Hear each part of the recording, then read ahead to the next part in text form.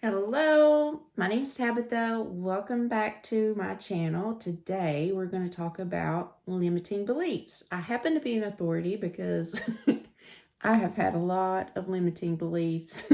Chances are you do too, otherwise you wouldn't be watching content like this. I really like changing, I really like identifying and then changing beliefs that interfere with me having the best life that I can live. And we all need to be aware of limiting beliefs, and we all need to know that we can change them. You just start thinking a different thought, and the magic starts to happen. The first step is to be aware of your limiting beliefs, because I know from my own experience that we can have limiting beliefs and we don't realize it. We just think that's the way it is in our life. That's just the way our life is, and that there's nothing we can do about it. But there's always something that you can do in order to make your life better. So today we're going to talk about limiting beliefs. I wanted to share with you a recent limiting belief that I was able to overcome. And that I'm 50 years old, but I had never been to New York City. And first of all, the thought of going and it being so expansive and big and so many people did overwhelm me just a bit, because I'm from a very small town. I'm from East Tennessee. I was intimidated by using public transit. And I knew from what I had researched that I was going to need to overcome that fear, I guess, to enjoy my trip, to get to where I needed to go in the shortest amount of time. I was going to need to ride the subway and the buses. And I challenged myself to make it from the airport to Midtown Manhattan, where we stayed, by using the bus and the subway. So I got my little family right on that Q70 bus. We rode to, I think it was Roosevelt Avenue, and we got onto the subway there. And we did make it to our hotel by using the subway and the bus. And I was okay. I was nervous about doing that. I probably didn't do it as gracefully as I could have. I did get off on a stop that made me walk farther to my hotel than I really had to walk, but it was a learning process.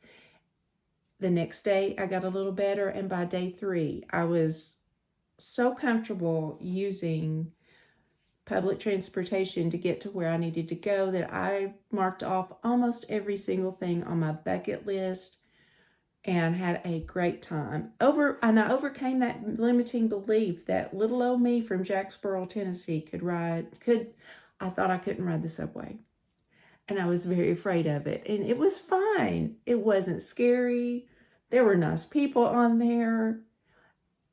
I don't know how you could even manage to live in New York City and not ride the subway or the buses. So that was a limiting belief that I was able to overcome, and it helped me enjoy my trip.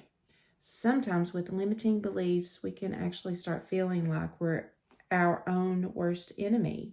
You can rewrite beliefs that are standing in your way of achieving whatever it is that you want to achieve. Here's an exercise that you can do. Write down the thoughts, the beliefs that come to your mind when I say money or I say success. You just write those thoughts down and be really honest with yourself. And if you don't want to use the words money and success, try love, try friendships, or something else that you feel like you're lacking in your life. Do the words share a common belief?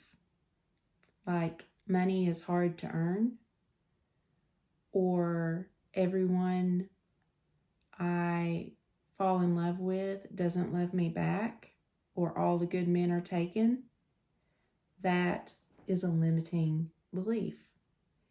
And I used to think I have to work hard. I had that for years in my head, and I totally did work hard. I worked so hard. And do you know what? I changed that belief. I had to identify that belief first. Then I had to accept that it wasn't true. And magically, over time, I started to make even more money than I ever did working 2 jobs.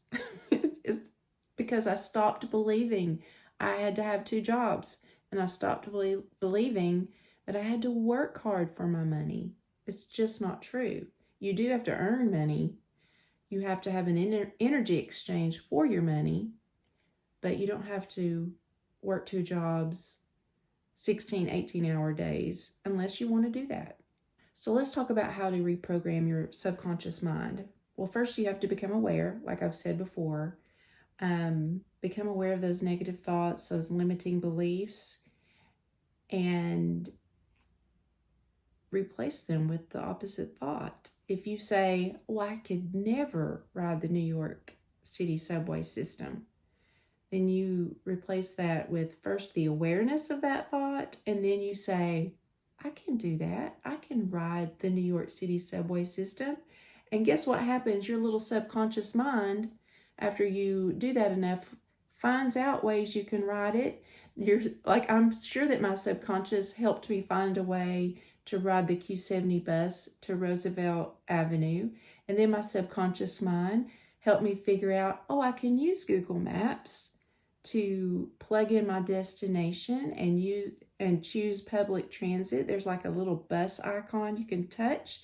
That bus icon would say, you take the Q train to this one, or the J train, and ride at 5 stops and get off on this stop. And it was so simple.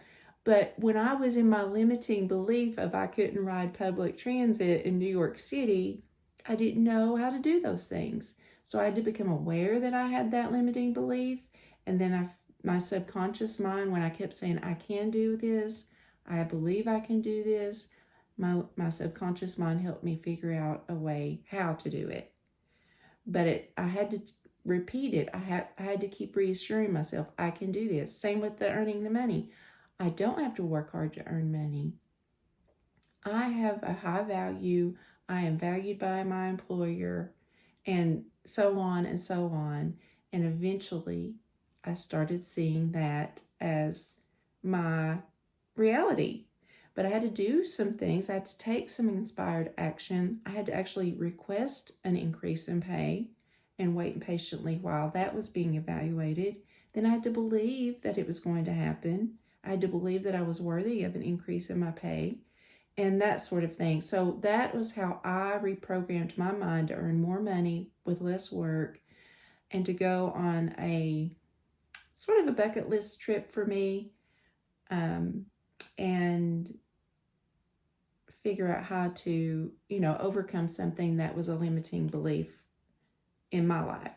Step 2, I've already sort of talked about. It's affirmation and auto-suggestion. You can use your affirmations to rewire those beliefs in your mind, such as, I'm worthy of love. I'm worthy of a partner I can trust. I'm worthy of wealth and success. I'm worthy of friendship. So you use those affirmations, and the only disclaimer on using affirmations, say them over and over again until they become your automatic thought.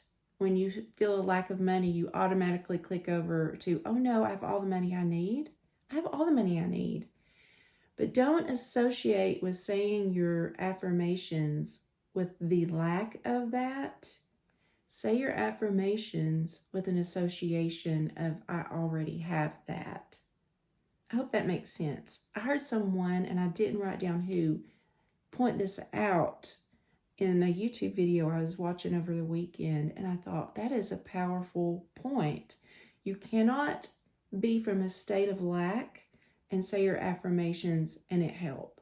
You have to believe it. So when I received my raise in pay, I actually believed it. I actually saw myself, I wrote it down so much and said it over and over again so much that I believed it had already happened. And that enabled the unfolding of that actual thing happening. Step 3 would be visualizing the outcome that you want. So get relaxed, and at least once a day, but I think twice a day is better, even if it's just for 5 minutes, and visualize the outcome you want. Get totally relaxed and play your visualization in your mind like a movie, and visualize the exact outcome that you want. Step 4 is emotional reprogramming. So emotional reprogramming goes hand in hand with the visualization, and it's basically feeling the feeling of the wish fulfilled. How does it feel to have the job you desire, or work in the hours that you really want to work? How does it feel to have more money? What's Christmas like when you have an abundance of money, or more money than usual to spend on those Christmas presents? How does it feel knowing that you have someone to eat dinner with, or to have great conversations with, that you know is always there for you when you need them? How does that feel? And step 5, repetition and consistency. That subconscious mind loves consistency and repetition. I always say that, for me at least, it's true that repetition is the law of learning, and I have to repeat. This is something most people fail at. They do not recognize the importance of the repetition. You have to hear it over and over again. You have to think it over and over again. You have to say it. You have to write it over and over again. Simply writing your goals down one time, that may work if you write it on a card and you carry it around and read it over and over again. But if there's something I really want, like when I wanted that pay raise, I wrote it down every morning over and over again, multiple times. I write "I am wealthy" all the time. I write my goals down and I read them over and over again, or I write them over and over again. I say my favorite affirmations over and over again. You have to keep repeating. Bob Proctor read Napoleon Hill's Think and Grow Rich book for 60 years. There were some pages that he read every day for like 2 months. I mean, he would read the same things. He had to have had the whole book memorized, but he kept reading it. Why? Because he knew that the programming of your subconscious mind is a continuous thing. So you don't just reprogram your mind and stop.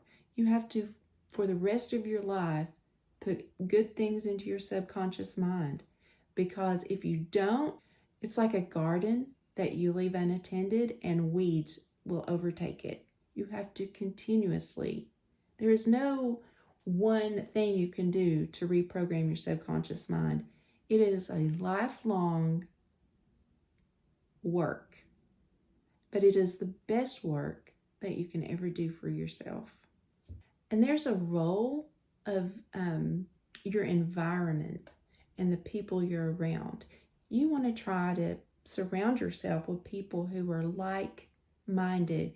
You don't want to be around a bunch of negative people. You don't want people who put you down or make fun of you for trying to do better or to think better thoughts.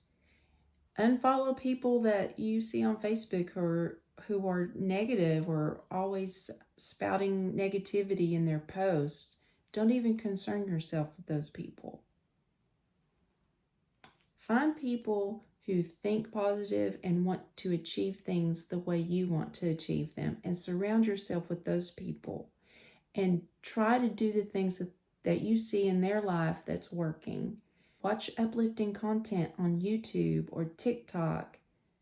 What you put into your subconscious mind is so important, Be very careful of what you binge watch on Netflix. If it's something that's really dark and negative, really consider finding something else to watch because you're putting all that into your subconscious mind. Read a good book. There are so many books.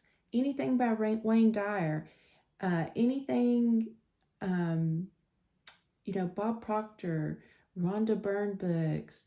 The list is endless. There's so much positive thinking related material out there for us. We could stay busy for a lifetime just reading and studying this stuff. Be sure to eliminate any people you're around that reinforce the thoughts of scarcity, lack, and failure. Watch out for negative media, negative conversations, gossip. Stay away from gossip. I am a recovering gossiper. I know 100% that when I would gossip, it didn't do anything for me except make me angry or feed my ego and make myself become inflated. And it's a lower vibration. You do not want to be on the vibration of gossiping. So just stop doing it. And every day, multiple times a day if you can, do high vibration practices such as gratitude. I am a big fan of journaling your gratitude every single day. Every morning, get up and write down 10 things that you're grateful for. And most of the time, I write down much more than 10 things. Sometimes I get on a total gratitude rampage, and it just immediately lifts your vibration higher.